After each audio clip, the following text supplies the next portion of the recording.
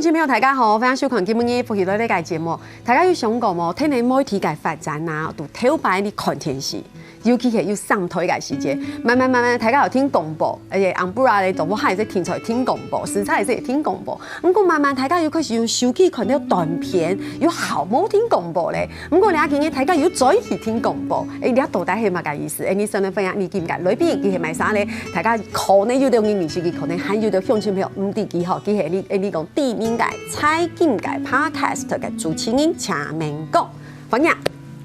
大家好，我是蔡明強，東方一雷的鴉片。耶，歡迎孟公哦！你看一看孟公就會很有賞你，對。然後有些朋友說哦，這麼年輕，是一個知名財經 podcast 的主持人。對，我們先，因為我們下午看電視的這些朋友，有些朋友聽到都會推薦給你。可能以前有聽廣播，現在可以慢慢的學習聽 podcast。我們是不是請孟公幫我們分享一下，到底什麼是 podcast？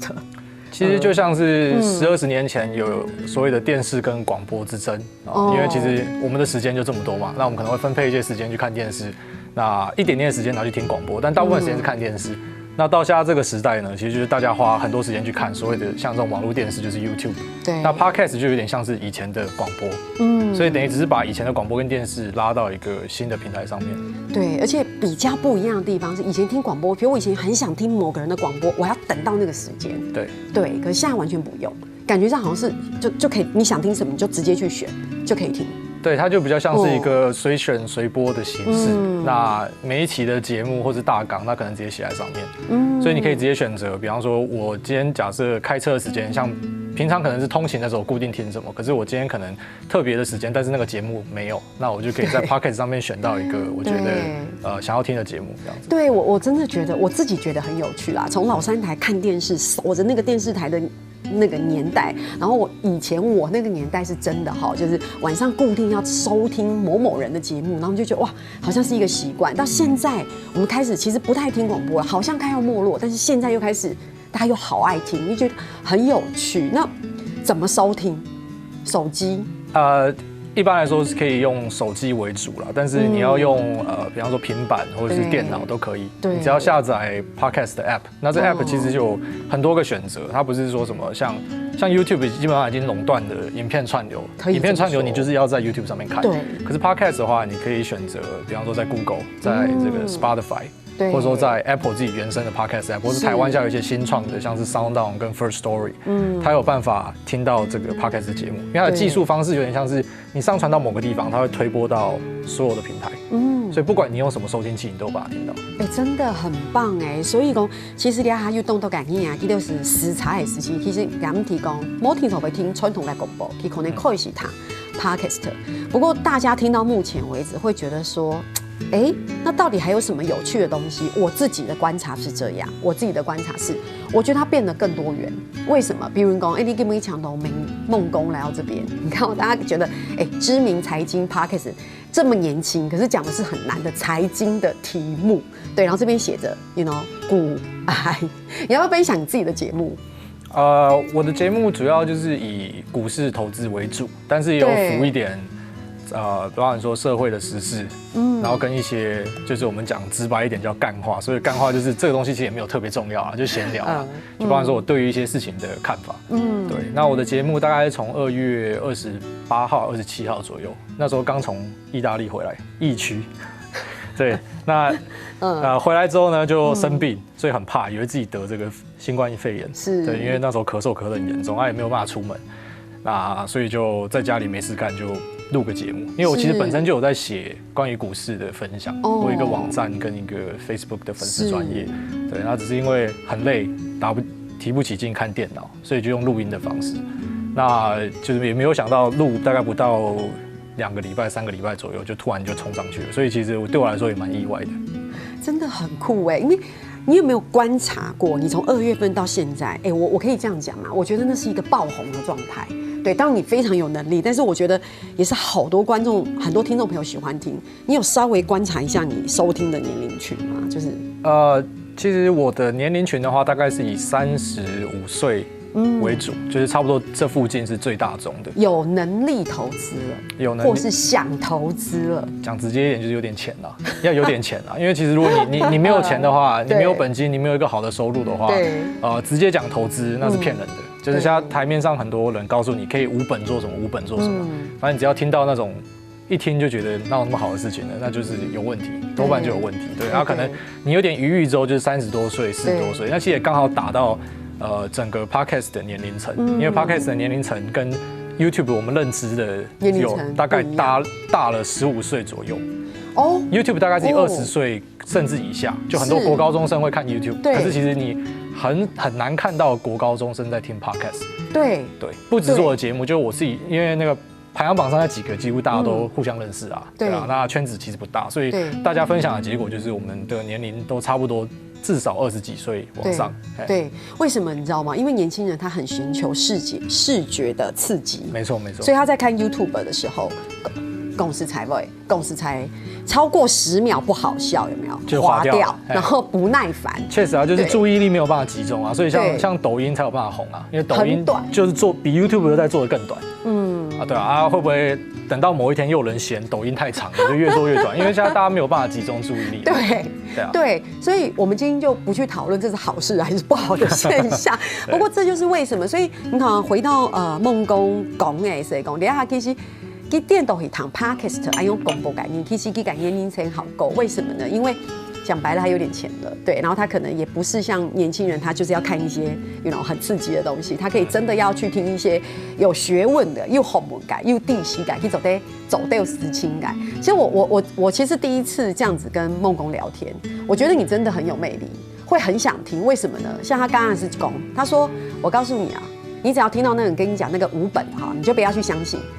我觉得听完之后很受用，我突然觉得对，我们真的有时候不小心会相信，然后就觉得好像是不是自己的运气来了，机会也来了。对啊，就以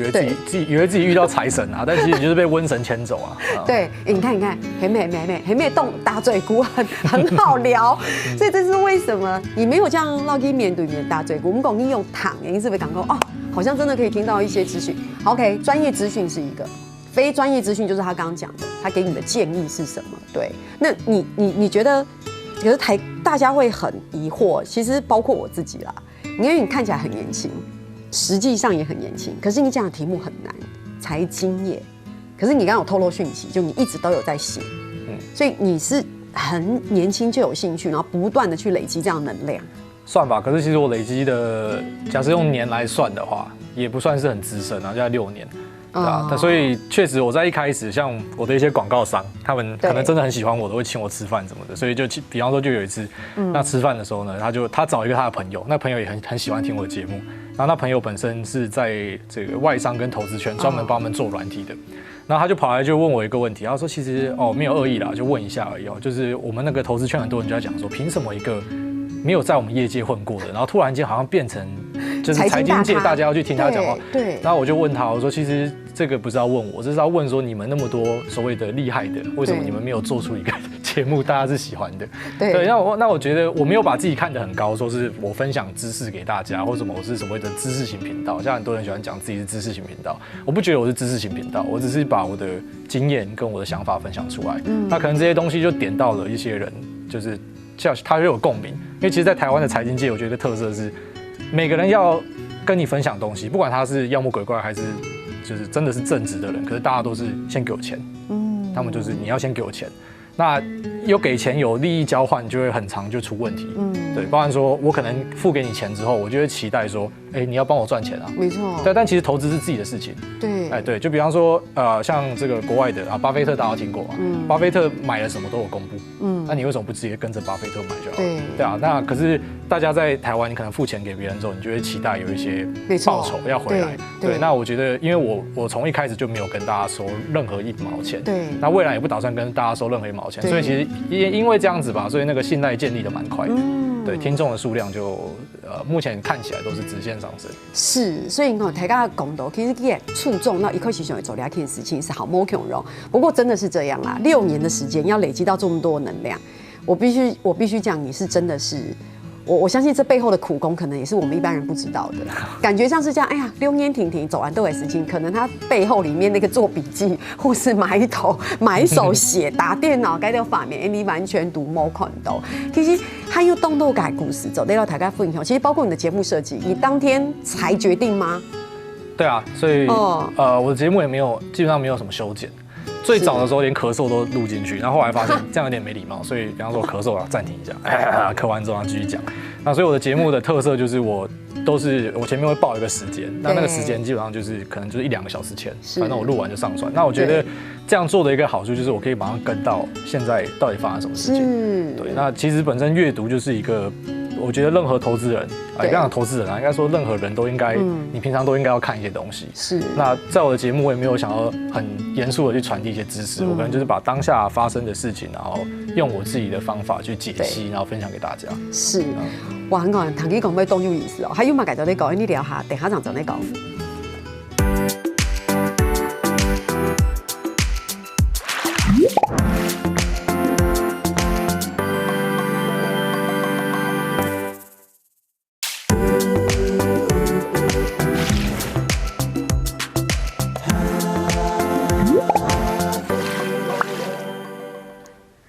赵强的梦工那个节目地图黑，你俩还非常有名，改你讲最近改 Podcast 的主持人哦。我的感觉是这样，我觉得观众是现实的，你的那个观众的那个曲线上升，一定有你值得听的地方。所以我刚才听到你讲，就是说你的这个节目的准备，其实也不是真的事先做好怎么样的安排，其实是很及时的。对，然后我觉得他们在你的节目里面听到了很多专业的讯息，更重要的事情，他们觉得很及时，所以不会有一种脱节的感觉。我自己的感受是这个样子，然后再来就是可能就像你分享的，里面会有一些有趣的话语在里面分享。对，所以你看哦，我觉得人生的发展动神奇哦。今年也都意大利转来讲到马改嘞，讲到因为反正是疫情的关系，然后在家里，然后不小心就发生了一个这么有趣的事情。所以你是不是也有将这样的东西埋在你的节目里面？我的意思是说，比如说你要不要你会怎么分享？比如说你会先分享一下新冠肺炎什么啊，或者是跟财经的关系啊，或者什么，你会有这种。就其实也不会刻意设计桥段的，但比方说，我当然有聊到说，我在意大利那边的时候，其实本来在意大利的时候看亚洲超可怕的，因为那时候台湾、中国的这个确诊人数都拉上来。对，其实，在意大利那边感觉很明显一点，就是路上人家看到你就会很故意了，就我觉得有点到挑衅的程度，就他们会，然后不然就是你刚好这一次是因为我太太住意大利，但是。那边的人，对，那刚好这一次是我们全家都有去拜访，所以更尴尬，一次看到一整群的亚洲人，所以全部人就会就是闪得很明显这样。那时候我的是在意大利哪个城市？在罗马。OK， 对，然后我的丈母娘还跟我讲说，就是不然你不要回去台湾好了，这台湾这么危险什么的。那我本来也有考虑这个，但是我想不对，还是要回来赚钱，生死有命啊。但是富贵那时候得到台湾的讯息人数，确诊人数应该是不多的吧？没有，是那时候的，就是台湾的人数有上来。就是我懂，整个亚洲让欧洲很惧怕，对不对？对，那时候他们很害怕，就回来之后，罗马就爆掉了，就一瞬间他们就冲到世界第2、第1这样，所以就还好有回来啦。那我当然也会在节目里面去分享这样，可是我不会去，你知道，就是我讲了，我不太喜欢那种好像是我在跟大家宣教说教，不是，我就只讲说。差点死在那边，刚本来差点骂脏话，但我比较习惯这样说，差点死在那，就还好有回来这样。那我可能就会跟大家分享说，那边的状况是怎么样？当然你可能就立刻反映到股市，就是他们本来觉得只有亚洲很惨，其实本来欧洲股市跟美国股市都是这样，他们还涨得好好的。你看到中国跟台湾已经跳楼了，但他们一开始就觉得没事，因为 WHO 告诉他们的资讯就是没事，对吧？我不需要封城，我不需要对，所以。假设你是有投资美股或是欧股的人，其实这一波的疫情你是有机会闪掉的。就假设你对于日常生活有在注意的话，因为你知道我们自己在亚洲，我们知道说这个东西是很严重的，对。可是那边的人不知道啊，那你有资讯不对等之后，其实就可以在市场上面，不然说你可以闪掉一些风险，或者说你可能可以在上面获利，对吧？所以还蛮需要这种资讯的判读。真的耶，为什么我真的再一次的体会，从上一段节目到现在，再一次的体会为什么会想听呢？因为你想想看，分享一下新冠肺炎的这个实际的疫情的发展，然后就可以分析到，就是这个各国欧洲疫情影响所带来的股市状态。对，怎么会不想听呢？我刚才都快要想说，你不要按暂停啦，你可以继续讲下去。我觉得我是现场在听一集节目，所以我觉得这是一个你很自然的你个人魅力，然后你就这样子跟大家分享，所以也不是一个好硬的知识。可是我们刚刚回过头来讲，就是说我们知道现在可能大家看 YouTube 嘅年齡層冇強柔，那大家談 Podcast 嘅年齡層又好高可能談呢個節目嘅時間，因為講嘅係財經，所以大家可能會覺得好像有點錢，有點有意思哦，所以。然后你的年龄层，你刚刚大概也分享了，所以其实你有一些主题，你也会针对各年龄层，像投资的喜好啊，或是什么的，你也会做一点点分享跟分析。其实不会，我就是讲我想讲的东西，我根本也懒得去管听众想听什么。对，然后其实我觉得我自己的观察啦，可能早期的这种 YouTuber。或者说一些所谓的网红啊，对，他们需要去迎合很多人的胃口，就是到底怎么样做会获得大家的关注，然后怎么样才可以在演算法上面脱颖而出。可是我觉得像以 Podcast 的创作者，至少我现在认识的就是做的还不错的，其实大家都蛮做自己的，就是我想讲什么，就是你是来听我讲的。对啊，因为我如果为了你去调整的话，你知道有时候大家可能看到一些批评，或者一些给你的指教，然后你为了他去调整，反正你变掉了。那你要记得，你本来可以吸引这么多人，是你本来的样子。但你听了几个人的批评，你去改变之后，你就反正你可能那些不讲话的就会觉得，怎么不一样了？那我问你一个问题，如果你看到批评，你会被影响吗？一开始会啊，一定会啊，但是现在不会啊。现在不会。对啊，现在当然像比方说 Podcast， 它其实没有一个什么评分的机制啊。那但是 Apple 的话，它有设计一个给分的。以前看到会啊，就觉得说比方说有些人觉得我，你怎么讲脏话对啊，就是你怎么讲脏话，这样我很难接受什么的，类似这样。然后之后我本来也有怀疑自己啊，我在脸书上贴说，那不然以后不要讲脏话好了。就你就发现突然一大堆人跑到我的脸书去，拜托你继续讲下去，那些人很无聊，你不要理他们什么。然后才知道原来就是很多时候是这样，就是对你有意见的人他才会讲话。平常喜欢你的，他也习惯了，他也不会今天刻意去讲说，你讲得好好，讲脏话棒棒棒，不会嘛？他就已经习惯你讲话的方式了，所以我才发现到，比方说，可能100个人里面有2、3个对你有意见，那如果你真的都照着2、3个人的意见去调整的话，你有没有想过剩下97个怎么想？对啊，我觉得的确是这个，其实真的是心理素质要非常的强大哈。我的感觉是这样。那你刚刚说像一些 YouTuber 或者是一些其他的节目是没有错，他们的确是针对观众的口味，我要投其所好。那我自己也感觉，因为梦工应该是非常有自信的人，当然你也成绩非常好，我说的是整个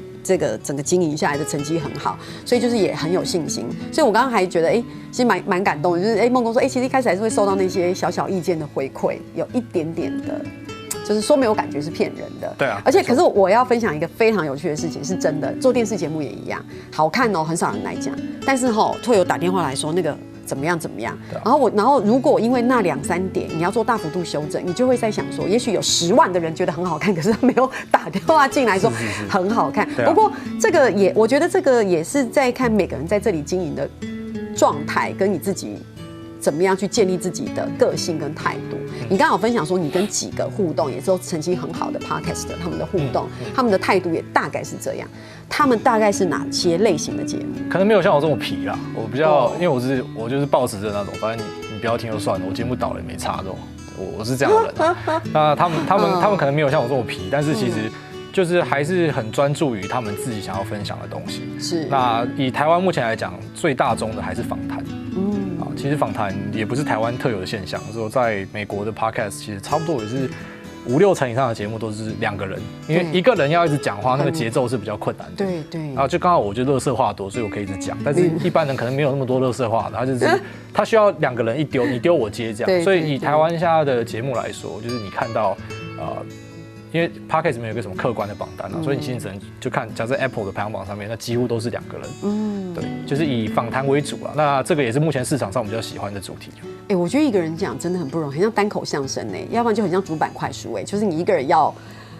唱作俱佳，然后完成一个大戏的那种感觉。那当然你说聊天的话，2个人去分着那个时间跟那种节奏，当然是比较容易啦，相对来说。所以其实。对你来说，你现在大家听你的 podcast， 那你自己还有其他不同的互动平台，对吗？是啊，就是因为其实，在 podcast 上面，我不想要创造出一种那种典型的，你知道，财经的，好像是老师的感觉，就是我要跟他们说教，告诉你说啊买什么这样，我不是做这样的事。但是，比方说我在脸书上，在 Telegram 是一个比较新兴的平台，有点像是那种 Line 传统的 Line 这样，只是 Telegram 是俄罗斯人做出来的啊。我在 Telegram 上面就有自己的频道，那这频道现在是台湾第2大，就只输蔡英文啊。蔡英文是冠军啊，那太难了，对，但是很快应该也会追过他，对。那我觉得在这频道上面做一些比较贴近听众的一些分享，就包含说可能比较及时的，像比方说今天发生的事情，就是美国要去制裁华为跟他旗下的子公司，那当然他马上就会对市场造成一定的影响。可是我的节目现在是固定，比方说我3、6才出，但是节目明天才有啊，可是事情今天就发生了。那有些东西事情发生，你今天就可以做一些准备或调整，那我可能就会在这个其他的平台上面去跟大家互动。那像相信你所有嘅乡亲朋友看电视看到你一片是被起到讲哇，大家和尚引起是可能就一听嘅内容上做在做安用嘅事情，哈，这个可以说收听率这么高，听汤总朋友有安到。我觉得这是大家对你一个人应该会相当好奇，你会在节目里面分享你自己的一些经历吗？像我这次就知道，哇，你其实可能是从律师再到技师，可能还经营了很多旅馆业等等。然后今年因缘际会从意大利回来，然后现在变成一个podcast 的主持人。你会跟观众朋友分享这些吗？我不是律师啊，我是念法律系。念法律系。念法律系，然后本来是我出来的第一份工作就是机师，飞飞机的，对，然后后来公司倒掉啊。这是你的第一份工作？我第一份工作，我当兵的时候就开始考，然后还蛮幸运的啦，因为那个机师录取率其实蛮低的，就考到那种公司出钱的，就是培训生啊，不用自己付钱去学费这样。对。那飞公司倒掉嘛，所以当然那个对，应该说每个人的生涯的每一件事情，它都不会是没有意义的，它会对你造成影响，即便它可能是很烂的事情，可是很烂的事情你也会受到影响，你的价值观，你对一些事情的看法。所以比方说。我的节目很多人就会讲说，在台湾很喜欢做这种左右派之争啊，大家就讲说啊，国外是一个比较右派的，就是比较保守派的，然后在经济上主张小政府啊，然后主张政府不要介入，然后自由经济要炒股什么的。可是同时间，比方说一些劳工议题上，我还是会在我节目里面发声。对，比方说看到一些台湾的财经媒体的老板，然后发文表示说空服员你要珍惜你的工作，我看了就超不爽的，因为我觉得像前阵子就很多人会去检讨那种罢工的人，可是你有没有想过台湾的劳工为什么大家过得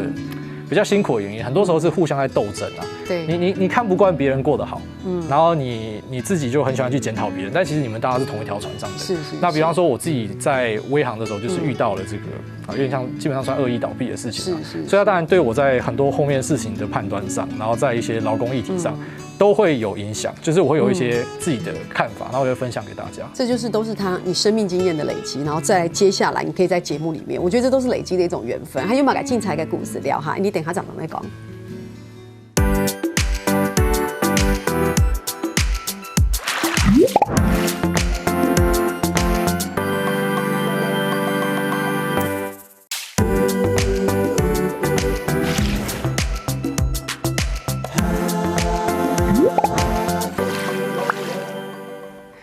今天东方一走的绕墙的梦工那的节目地图哦，我们这个节目很有趣，我们一定要跟所有的乡亲朋友在每一集的节目里面介绍一句俗谚语。这个俗谚语呢，相信你应该也是第一次看过。我来念一遍好不好？用海陆腔来念：千云五香豆，什么葱儿长香豆。好，赶快白话文来翻译一下好不好？就是说，其实钱大家都真的不嫌多。然后呢，就是什么东西才会嫌多呢？虱子啦、脓疮啦，你才会嫌多。这真的是很白话文，对不对？不过其实这句话其实也完全的讲中大部分人的人心。对，好像没有人会觉得钱多。你呢？对你来说，钱一定是都不够用的所以坊间在教你什么财富自由的那就有问题啊，因为你没有自由的一天。哎呦。很契合今天的改楼骨念意哦，所以不会有自由的一天，好吧？不过说真的哈，这个就是每一个人自己对于这个生命的想象跟态度啊。不过说真的，回到人性这一边，真的是钱不嫌多。我想说我先赚了第一桶金，就想要第二桶金，对。然后最近看了一部纪录片，他想要去缅甸挖玉，然后那个主持人问他说：“你玉想要挖了多少之后，你才想要停手？”他说：“我先挖个1亿台币的玉再说，这样子。”对，然后但是他说了一句很重要的话，他说我挖了一个1亿台币的玉之后，我不确定我那时候能不能停下来？所以我觉得也跟基本感龙骨演艺共融，其实可以千云音相斗，我觉得蛮有意思的。这是我自己个人感受。你觉得我可以你觉得我可以有一个自己的 podcast 的频道吗？当然可以啊，谁都可以录 podcast。可是比方说像那个你刚才讲，那是因为他个人因素嘛。但很多时候，比方说你来懂不会读书啊，快嘞，小孩子台湾念书有时候很麻烦。念一念告诉你说我要去美国念。对，你本来你财务已经规划好说可以退休了，对，突然几百万的开销出来了。对，而且其实你发现这个世界上很有趣的一点是，你不管赚多少钱，你都找得到对应到你的消费。你以为床跟车子就床跟车子吧？对，但是床有5000块的床。有50万的床，对，你赚多，你可能就买多，对吧？对，所以还是看你选择什么样的人生啊。是，所以你也是选择一个财富不可能自由的人生。就是当然能赚多少就赚多少，像那个俗谚讲的一样。对，因为公道俩片，其实对梦工来说，他今年跟你经营 Podcast 都俩哈，其实我可不可以讲，你真的是收入不是颇丰啊，很丰厚，还不错，还不错哦，而且开始有很多的业配。广告对广告对，然后也成绩亮眼。对，其实业配跟广告，我后来也才知道这2个字的差别。一般业配我们会讲成是那种置入性的，对。比方说我们今天讲了一整天，然后才发现说原来我是要卖这个杯子，是没错。然后我一直跟你讲这杯子多好，就最后面才让你知道。但像我 podcast 的广告不会这样，我都是在开头我直接讲，我直接揭露，对我直接揭露说这集是谁赞助的，是，所以我不会演戏啊，我也没有必要演戏啊。那其实本来大家觉得这样的广告。怎么可能可惜？你没有体验啊，你没有在那边讲说这个多好吃多好用啊。可是意外的发现，好卖，真的好卖，而且转换率算起来是比同样价格的 YouTuber 可能好了5到10倍以上。那当然很大一部分我觉得跟听众年龄稍微大，然后比较死忠。就是因为比方说 YouTuber 你可以看到有些点阅20万，有些100万，有些就是他看好不好玩，对。可是像我们的节目就是持续稳定上升，不会有哪一集什么跳上跳下的。你会挑选业配吗？就是你会挑选，比如人家来找你，你会选吗？会啊，会选啊，因为比方说一些跟你的价值观是有冲突的。比方说我一直跟大家讲说，你这一生大概就买房子可能会开杠杆而已，就是你会借钱。可是包含买车我都不建议开杠杆，车子一落地就开始折旧啊什么的。对，那你又借钱，等于你2边在烧，所以包含在股市我也不建议你借钱。所以像但房子可以吗？房子是我唯一一个会开杠杆的机会，因为没办法，你买不起。专业咨询对，可是因为房子没办法，它太贵了，所以就是我刚才讲说，它是一个唯一一个你会开杠杆的地方。那比方说像这种融资的公司借钱的。那或者说有些这个投资的公司、银行，他们也希望我卖一些产品，但是产品我一看，你这产品就有毛病啊，而且我也不会跟他客气，我直接回信说你这东西太烂了。如果你今天拿一个好一点的，我还觉得可以，但你现在卖的这东西，我觉得是骗人的。对，我那天看到你有一集是洗发精，之类的，然后你护发的商品，对，然后我就觉得很可爱。就怎么样很可爱，你知道吗？就会觉得说，你在听一个这样的频道的时候，在一开始的时候可以听到一个谁跳那么动细改奋勇，而且人家真的还好像听说组数很多，卖光了就是他们准备了一定的量，然后后来卖掉。我觉得你这样真的是，因为你知道很多明星代言还要自己真的去体验跟使用。梦工就直接就在里面卖，而且你的第一个业配是床，对不对？对，算最早来找我的一个厂商是卖床垫的。那个厂商其实也蛮有意思的，因为我刚刚前面讲，其实台湾的 podcast 在2、3月的时候还是一滩死水，很刚进来的时候，对，就它算是一瞬间爆起来的东西，对。所以比方说那时候其实那个老板他很有趣啦，他是台湾这个 MIT 的床垫这样。那他其实他本身他是因为他很喜欢 podcast， 包括他听国外的，然后听外台湾，所以他有点像是赞助大家，好玩啦，他也不期待可以卖啦。我感觉是这样，好玩，我觉得对，就是好玩而已。但是没有想到一卖效果很好，所以他后来又再回来再卖一次，然后效果更好。因为那一次卖了，就是反正后来加起来就是600多万，600多万的营业额。我现在有种感觉，我觉得那些真的听你广告买床的人，我觉得应该也是赞助吧。就是家里缺不缺床，就听了之后很想买，我要来买床。对啊，因为我不会告诉大家讲说哇这个床我睡得多好多舒服，我不会讲这样的。我也会跟广告商讲说，我不会去假装我用了多喜欢或什么。我觉得梦工是真的完全建立一个自己的态度跟自己的一个风格。我觉得也因为这样子，我觉得人真的很奇妙。也许在这个时段里面，大家都我觉得很吃现在梦工所带领起来的一个风格跟口味。所以如果真的要买，你有连结就点进去就可以买了，是这样子吗？因为我那时候厂商是可以去估算，因为这个是因为你的广告所带来的。因为其实 Podcast 和 YouTube 现在两个竞品算起来是这样。那 Podcast 它有一个问题是因为它有很多个平台可以收听，那每个平台它都不会提供给你说，比方有多少个人听的。那像 YouTube 就是称斤论两嘛，你有多少人订阅，你有多少人看，7万，然后美金怎么算？对，那可是 Podcast 没有办法，所以基本上都是靠口耳相传的绩效或什么的。会有什么广 ？OK， 就比方说，现在当然市场上，你就很常看到人家脸书会贴文，看股牌的价格怎么可能这么贵？到底在搞什么？可是问题就是，我买到11月去的，对吧？所以就像你讲的，就是听众是聪明的，钱也是聪明的，听众会用耳朵投票，那钱就是哪里好，他就会往哪里去，所以当然很大一部分我相信是厂商本身东西也很好，那再来可能就是像你讲的，这是一个暂时性，不知道会持续多久的现象，就大家看那种推坑的东西看得很腻了啦，我反而喜欢看这种比较真的，但老实讲，它会持续多久也没有人知道。其实今天要强调梦工那种节目地图，真的不是梦工不是来赚钱的，也不是来推销什么的，但是事实上就是觉得，有一个这样的 Podcast 的旋风，后等怎么安用改拼头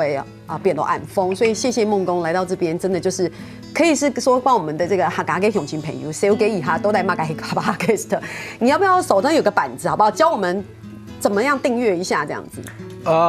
最简单的收听方法有2个。那左边这个呢，就是假设你是 Apple 的用户的话，Apple 的用户它本身就会内建一个 Podcast 的 App。对。那这个 App 你进去就可以直接找到所有的 Podcast。那 Android 的用户的话，其实就我所知是没有任何内建的 App， 所以你要下载。那你有很多选择。那比较知名的选择就是这个 Spotify， 就是现在在国际上花很多钱、很用力在推广 Podcast 的一家公司。它本身是听音乐的，对，是他们发现说，就是广播这边的转换率更好，所以他们很用力在推。他们最近广告也很凶。对，那你就可以去抓 Spotify， 那他也听得到台湾跟全球的 Podcast。是，黑公他给唐清楚走的一路风起来都敢免诉哦。好，我知道，你看真的是梦工来换我是不是？他刚提起特别哈，有2扎 Podcast 的改拼头，第一扎系科普拉斯，黑公你去到改编是打科普拉斯洗扎死，就是走在糖的头白，他甲清好糖改，你头下你公公改打嘴鼓，黑公因为糖的糖安的贵子大概台谁事情是台大是走在打哈，一扎尬哦，聚焦国际，然后是走在糖的那个贵子改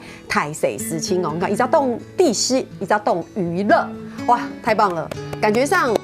这个听 Podcast 是最近马上就会一家台高动好改风潮转安讲，其实像又动 Podcast 来动盛起来实行走一到台高的分享，譬如又 keep 你走在绕墙梦工那个聊天，所以梦工今天真的是非常开心，你可以